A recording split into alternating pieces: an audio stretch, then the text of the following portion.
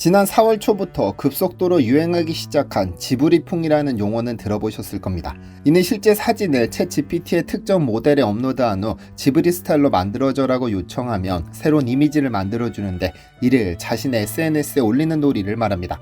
지브리 스타일이라는 것은 이웃집 토토로, 센과 치히로의 행방불명과 같은 작품으로 유명한 스튜디오 지브리 고유의 그림 스타일을 의미합니다.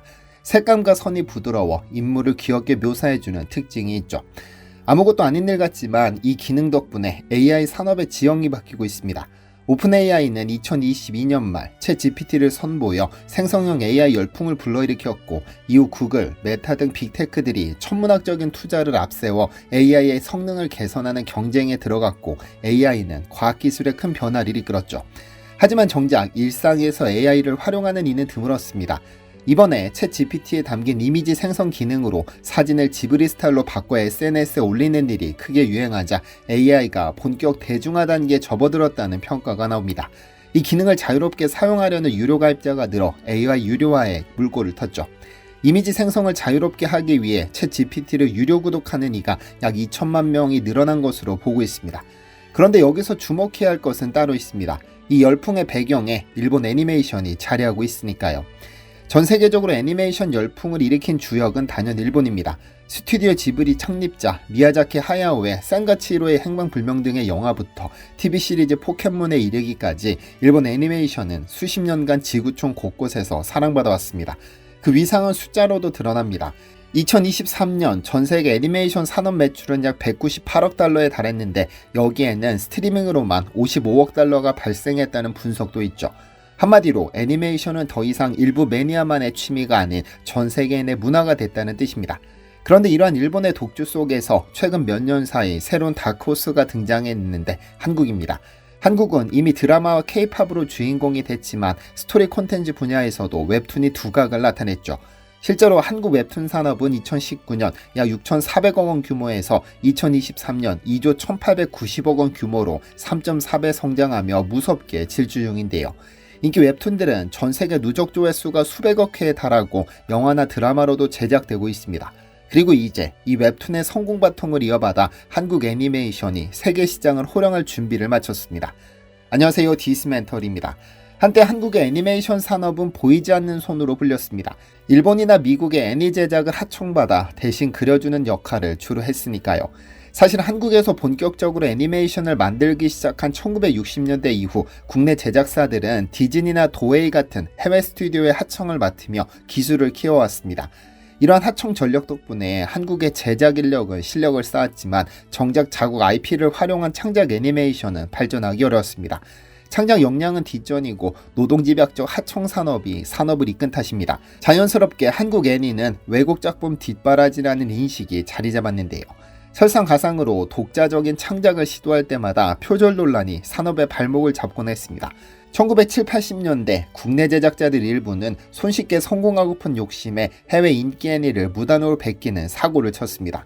가령 1980년대 공개된 독수리 오영재나 비디오 레인저 007 같은 작품들은 하청 과정에서 입수한 해외 원본 자료를 도용해 만든 표절 애니메이션으로 악명을 떨쳤죠. 심지어 국내 최고 인기 로봇물이던 로보트 태권 V조차 일본 마징가 Z의 캐릭터 디자인과 설정을 상당 부분 모방했다는 지적을 받기도 했습니다.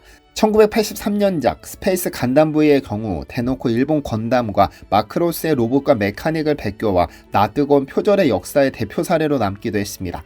이런 흑역사들 때문에 한국 애니메이션은 창의성 면에서 오랫동안 부정적 이미지를 안게 됩니다. 한편 순수 국내 창작 애니메이션들은 대부분 유아용이나 아동용에 머물렀습니다. 1987년 첫 방영된 아기공룡 둘리는 국내 순수 창작 캐릭터로 선풍적 인기를 끌었지만 이는 어디까지나 아이들을 위한 TV 만화였습니다. 이후로도 영심이, 달려라 하니 등의 TV 애니가 나왔지만 타겟은 늘 어린이였죠. 2000년대 들어 세계적으로도 이름을 알린 뽀로로 역시 영유아용 콘텐츠로 성공했을 뿐입니다. 애니메이션은 아이들이 보는 것이라는 인식이 한국 사회 전반에 깊게 자리 잡으면서 성인이나 청소년을 겨냥한 다양한 장르의 애니메이션은 시도조차 어려운 분위기가 지속됐습니다. 실제로 한국 장편 애니메이션계에는 기울어진 운동장이나 다름없는 환경이 펼쳐졌습니다.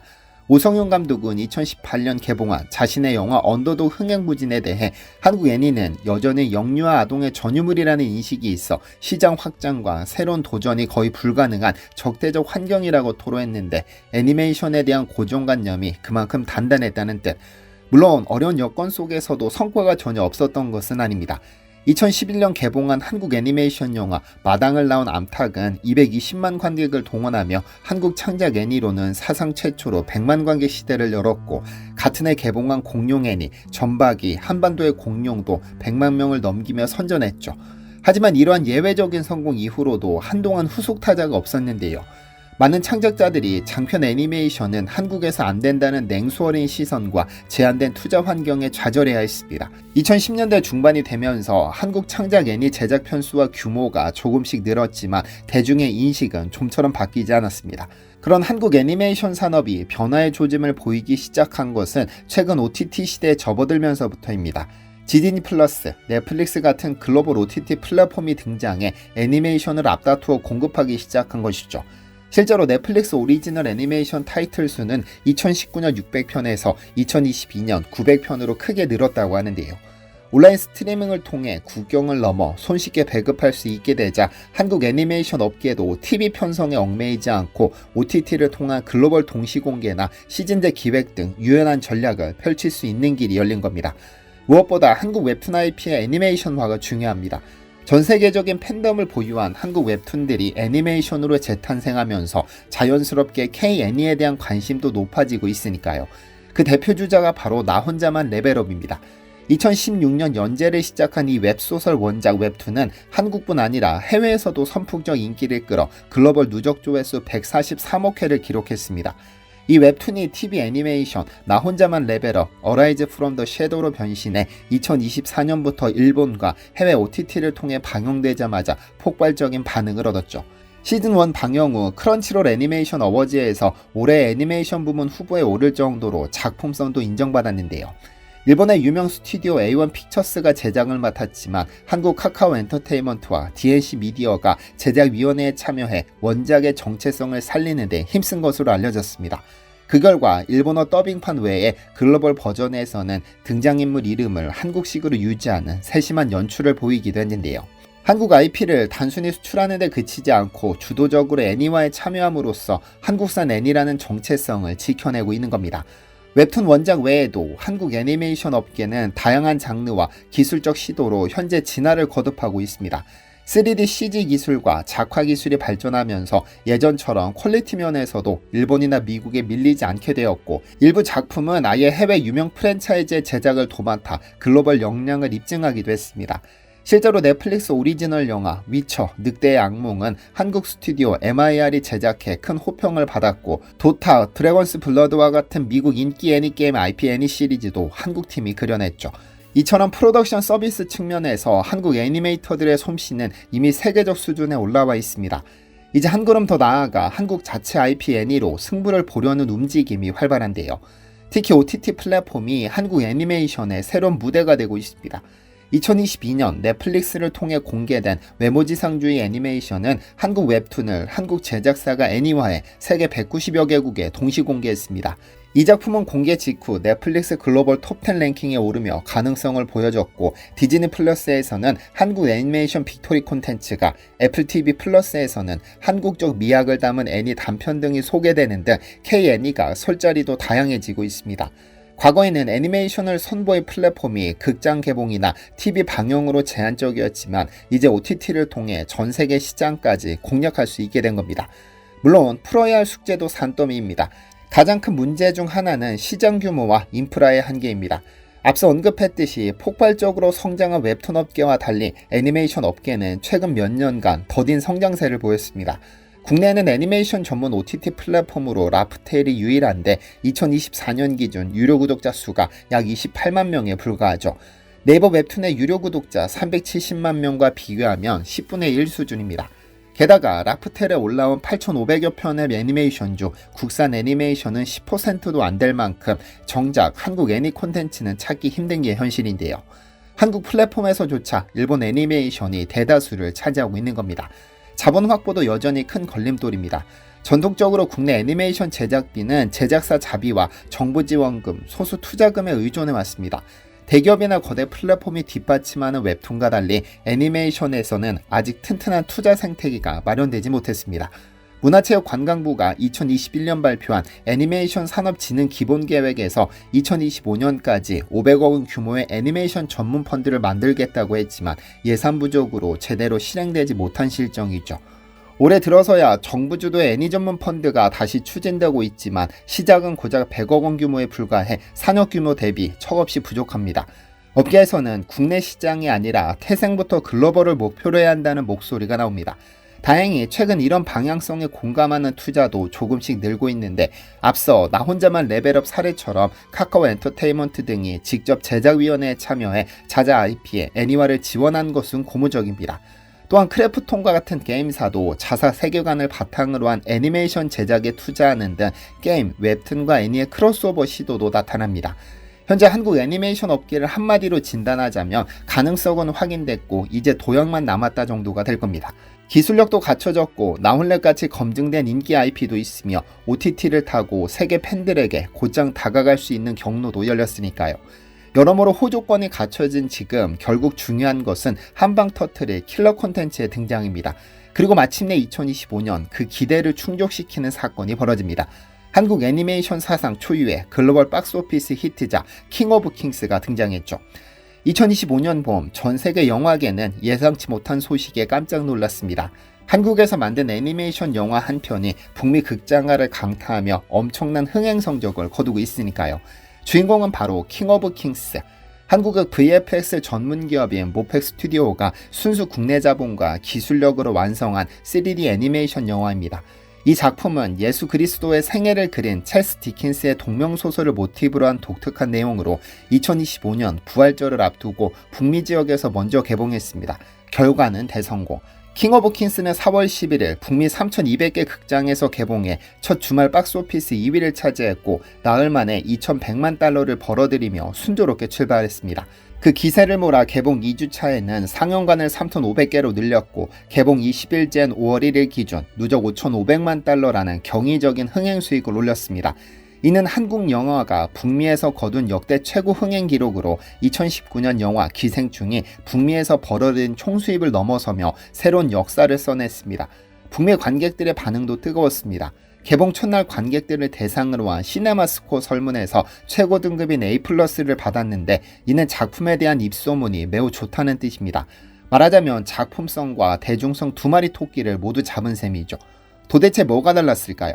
첫째로 킹 오브 킹스의 기획 단계부터 철저히 세계 시장, 그 중에서도 북미 시장을 노렸다는 점을 들 수 있습니다.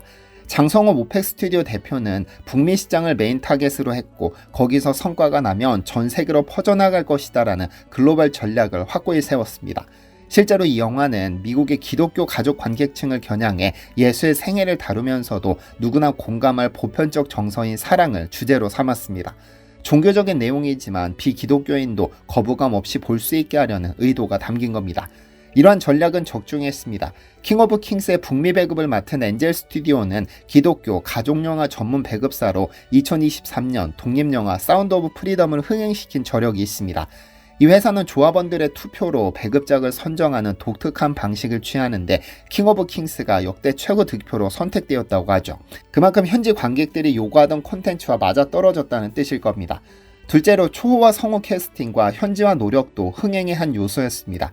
이 영화의 영어 더빙에는 케네스 브레나, 우마 서먼, 벤 킹즐리, 피어스 브로스넌, 포리스트 휘터커 등 이름만 들어도 쟁쟁한 헐리우드 배우들이 대거 참여했습니다. 한국 애니메이션 사상 이렇게까지 A급 배우들을 모은 사례는 전무후무하죠. 장성호 감독은 메인스트림에 들어가려면 최소 A급 연기자 2명은 참여해야 한다고 생각해 보이스 캐스팅에 공을 들였다고 밝혔는데요. 디즈니에서 16년간 보이스 캐스팅 디렉토로 일한 전문가 제이미 톰슨과 손잡고 진행한 캐스팅 작업은 대성공이었습니다. 특히 아카데미 각본상 수상 경력이 있는 케네스 브레나가 시나리오를 높게 평가하면서 다른 유명 배우들의 참여도 잇따랐다고 하니 한국 애니메이션의 스토리 완성도가 헐리우드 배우들까지 움직였다는 사실을 엿볼 수 있습니다. 현지 관객 입장에서는 익숙한 배우들의 목소리가 나오니 거부감 없이 영화에 빠져들 수 있었을 겁니다. 셋째로 과감한 투자와 기술력입니다. 킹 오브 킹스는 기획부터 개봉까지 무려 10년이 걸린 프로젝트입니다. 그중 가장 어려웠던 것이 자본 조달인데 장성호 감독은 자신의 집을 담보로 잡히는 등 사재까지 투입하며 총 360억 원에 달하는 제작비를 대부분 국내에서 확보했습니다. 해외 자본 대신 국내 투자를 받아야 제작의 주도권과 저작권을 지킬 수 있다고 믿었으니까요. 실제로 장 감독은 투자 유치 때 10년이 지나면 저작권을 완전히 풀겠다는 조건까지 걸며 작품의 창작권을 확보하는 데 심혈을 기울였습니다.